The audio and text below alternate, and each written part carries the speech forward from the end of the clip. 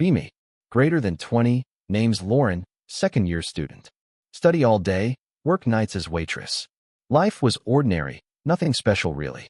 Until one evening, everything shifted suddenly. Finished my shift past midnight, bone tired. Entered the subway, station nearly deserted. Air smelled of metal and damp stone. Lights flickered weakly above empty benches. I stepped into a silent train car. Only one man sat at the end. Looked about 40, skin pale and tight. His shoulders slumped as if carrying the world. Eyes glued downward, not moving at all. On his knees rested a folded paper. Black letters visible even from my distance. I hesitated, but something tugged at me. A strange instinct whispering this was dangerous. I walked closer, heart pounding faster inside. Saw the note clearly at last. 3 words carved heavy on white space. Forgive me. I'm tired. My chest froze instantly with dread. I didn't think, I just moved. Slid onto the seat, right beside him. Hands shaking, words stumbling from my lips. Are you okay, sir? I asked. He didn't answer, didn't even glance. Just stared through the floor, hollow and lost. I tried again, softer this time. Maybe you need some help? Finally, his eyes lifted toward mine slowly. And what I saw nearly broke me. They weren't angry, just empty and done. The gaze of someone already surrendered. The subway rattled, silence thick between us. 3 stations passed with nothing spoken. I filled the air with pieces of myself. Talked about school, about late-night shifts, about how hard it was juggling everything. How I sometimes wanted to give up too. My voice wavered, but I kept speaking. Because silence felt more dangerous than words. Finally, at the 4th stop, he spoke. I thought no one cared anymore. And then you just sat down. His words cracked something deep inside me. I fumbled in my backpack quickly, searching. Pulled out a small notebook and pen. I carried them everywhere, my secret ritual. Handed them gently into his shaking hands. Write it down if speaking is hard, I said. For a long moment, he stared blankly. Then slowly began to press the pen. Letters forming shaky, uneven, trembling lines. Minutes passed before he finally gave it back. I opened the page with careful fingers. 4 short sentences written in broken script. I feel no meaning anymore. But maybe I will try again. My throat closed, tears pressing behind my eyes. I nodded, no grand speeches offered. Just quiet presence between 2 strangers. When the train slowed, we stood together. Walked onto the same platform side by side. I called him a taxi with my phone. Watched until he climbed inside safely. Before doors shut, he whispered faintly, "You just saved me tonight." I stood on the platform, trembling hard. The echo of his words circling my head. I didn't even know his name really. Had no idea what tomorrow would bring him. Whether he would wake with new strength. Or sink again into that same darkness. But I knew for that one night. Something shifted because I simply stayed. I walked home under cold city lights. Hands still shaking, heart pounding unevenly. My backpack felt heavier though nearly empty. Inside me questions churned without stopping. Why me? Why that moment? Why tonight? Yet I also felt a strange clarity. That sometimes we are placed exactly there. Not to fix everything, just to show presence. To remind another soul they're not invisible. I had always underestimated small actions before. But that night, I understood differently. Even minutes of kindness can hold someone up. Long enough to face one more sunrise. The next morning, I still felt the weight. My shift at the cafe blurred together. Coffee orders, clattering dishes, hurried footsteps. But in my mind replayed the subway. The pale face, the shaking note in his hands. I kept hearing his whisper, "You saved me." Those words didn't feel like a compliment.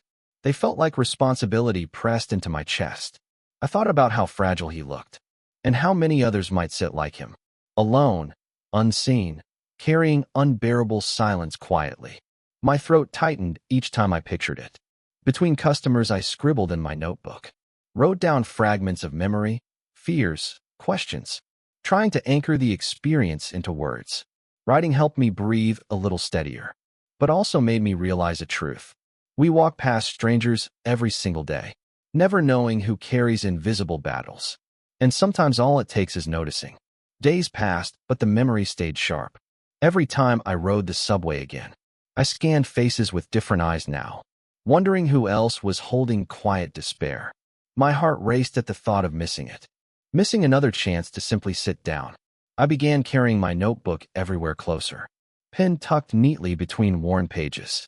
Ready in case words were easier than voice. Friends noticed I was more distracted lately. They asked if something had happened to me.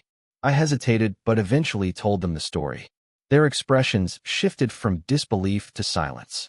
One said softly, "Lauren, you might have saved him." Hearing it aloud shook me all over again, because I realized it wasn't just imagination.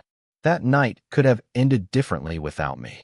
The thought was terrifying, but also humbling, reminding me that presence has hidden power, and sometimes ordinary people hold it unknowingly. Sometimes late at night, I questioned myself, wondered if I had said enough words, wondered if I should have called someone, a doctor, a hotline, anyone more prepared. Guilt pressed down like an uninvited shadow. But then I remembered his final whisper, the way his voice carried faint relief. "You just saved me tonight," he said. And I knew presence had mattered most then. Not perfection, not polished speeches or answers. Just being there, human to human. The thought eased my guilt a little, helped me sleep even with restless dreams. Because sometimes survival needs a stranger simply. Not a savior, not a hero, just company. And maybe that was the role I played. It wasn't grand, but it was real. And real was enough to carry him forward. At least for one more day of life. My perspective on people began to shift. I used to rush through crowds thoughtlessly, focused only on deadlines, grades, paychecks. But now every stranger felt layered somehow. A smile could hide exhaustion beneath it. Silence could cover battles no one imagined. I found myself slowing down more often, asking cashiers how their night was going, offering my seat on crowded trains willingly. These weren't big gestures, but they mattered. At least they mattered to me deeply, because I kept thinking of that night, and how fragile one decision can be. Sit down or walk past, speak or stay silent, and how the smallest choice can ripple huge. My friends teased me for being so thoughtful, but they didn't know the reason behind it. They didn't know I had seen the edge, and how close someone was to falling. Weeks turned into months, but memories stayed fresh. Sometimes I even dreamt of that subway car. The flickering lights, the folded note trembling. I never saw the man again anywhere. Not on trains, not on busy streets. Yet his absence carried its own strange comfort. Because I liked to believe he kept going. That maybe he found a reason to stay. Still there were nights I worried quietly. Wondered if he slipped back into shadows. But then I'd hold my notebook tightly. Remind myself I gave him one moment. A chance to feel seen when he was invisible. And sometimes that is enough to shift a path. Life doesn't always give closure neatly. Sometimes you never know the ending clearly. You only trust the chapter you were part of, and hope your lines made a difference. That belief kept me steady whenever doubt returned. Schoolwork piled high during that semester. Papers, exams, long nights at the library. Yet even in the middle of stress, my mind drifted back to the subway often, to the fragile weight of that folded note. I started using my notebook differently after that. Not just for class assignments or reminders, but for thoughts I couldn't say aloud, for feelings too heavy to carry silently. Writing became my anchor in storms, my private way to survive long nights. I wondered if the man kept writing too, if that one page had opened something inside him. The thought gave me comfort strangely, imagining his words spilling onto paper instead of despair. And in that way, we were connected still. Two strangers carrying notebooks against the dark. Each of us fighting for another morning quietly, with nothing more than ink and fragile hope. My shifts at the cafe felt different now. Every customer seemed more than their order. A tired face meant more than spilled coffee. A shaky hand meant more than loose change. I began noticing details I once ignored. The cracks behind polite small talk exchanges. Sometimes I'd leave encouraging notes on receipts. Simple words like, "You're doing great today." Some smiled when they noticed, others teared up. These moments became my quiet rebellion daily, a way to push back against hidden despair, because I knew how close it could sit. 3 words on paper could echo endlessly. For me, for him, for anyone passing through. And maybe one note could land at the right time, offering the smallest reason to hold on. My coworkers teased me for being sentimental, But I didn't care about their laughter. I cared about the strangers who might need it. Some nights I wondered what drove him there. What weight had pressed so hard on his chest? Was it loneliness, debt, heartbreak, or all at once? I'd never know, and maybe that was okay. Because the details mattered less than the silence. And breaking that silence was all I could do. Still, curiosity lingered in quiet corners of me, wishing I could have asked more questions, wishing I could have offered longer presence. But then I reminded myself gently. 3 stops of company had already mattered. It didn't need to be perfect to be real. And maybe my role was simply to interrupt despair, to buy him a little more time to breathe, so he could find his own reasons later. That thought steadied me when guilt crept back, reminding me that even small sparks count, especially when the night feels endlessly dark. With time, I realized the night had changed me. Not just how I looked at strangers, but how I looked at myself quietly. I used to feel small, almost invisible here. A student, a waitress, another face in crowds. But that night showed me something different. That even small people carry enormous power. That sitting down can matter as much as standing tall. I began carrying myself with quieter confidence. Not loud, not bold, but steady inside. Because I knew my presence could shift worlds, even if only for a single person. My friends noticed the difference gradually. They said I seemed calmer, more grounded. I didn't explain fully, just smiled softly. Because some experiences carve words too heavy to share. Instead, I kept the lesson in my chest. A reminder that meaning isn't found in size, but in the courage to show up. Autumn leaves covered the sidewalks in gold. City air crisp, nights growing colder again. I often found myself back in the subway, scanning faces though I knew I wouldn't see him. Yet part of me still hoped quietly that maybe one day he'd walk in smiling. Stronger, steadier, carrying his own notebook now. But even if that day never came, I carried his memory as silent fuel. A reminder that compassion isn't wasted ever. Even when you don't see the ending unfold, kindness plants seeds in hidden places, and some of them bloom far away. My friends teased me for daydreaming often, but really I was just remembering him. The pale face, the tired eyes, the final whisper, and realizing how it rewired my own life.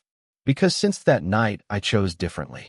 To slow down, to notice, to care. Winter came with sharp winds and long nights. I carried my scarf tighter on train rides. Yet every time I saw someone sitting alone, a quiet ache tugged at me inside. Reminded me of that folded note on his knees. Reminded me how close despair can sit silently. Sometimes I offered small words to strangers. Sometimes just a smile, nothing dramatic.